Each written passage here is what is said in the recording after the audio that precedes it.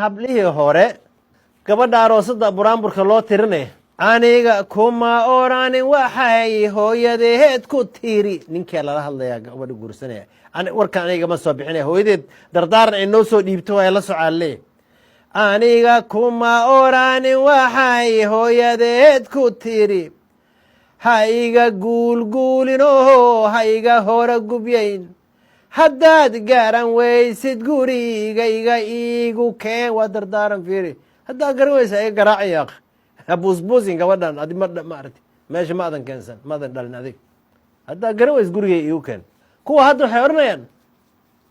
aniga kuma oranin waxay hooyadeed ku tiri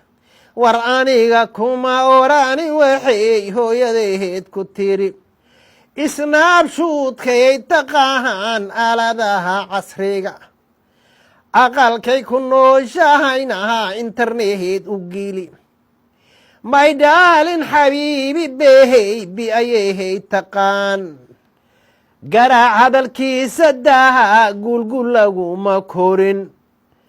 afkana ka guulin indhaha ku soo caddayn haddaa taabata reerkooda ayayba tagi yuba dhiigaa ikacay bay odhanayaan waxbaa isruuxaya oo waalida cirka xagga ka fiiri xagga ka day xagga u jeesa xagga iyo dhididka ka baxaya iyo rafaadka gablihii horena wax degan bay ahaayeen waxaa la odhan jiray magaceeda ma gabadheen ku sharfaa ama heblaaya iska odhanaya heblaaya guulaysa oo geed mireeyay noqo higla la soo haybsadi oo hoos qaboobay noqo hiba ilaah baa laheeti waxaysay noqo waa la ammaani jiray waa loo duceyn jiray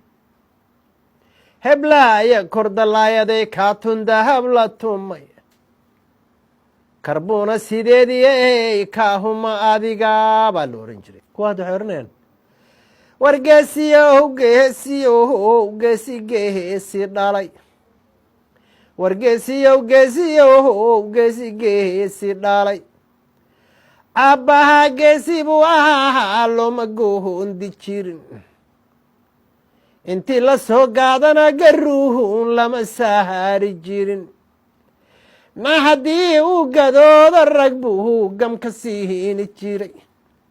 haddii uu gadoodo rag buu gam ka siini jiray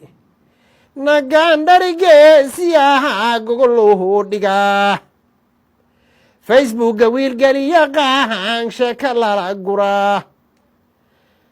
na yurubkii ku geynayahaa gogoluhu dhigaa fulayga lama guursadiyo wiil aan geesi hayn na fulayga lama guursadi waad colaad iyo dagaal iyo rabsho iyo hirig iyo idey iyo kudayn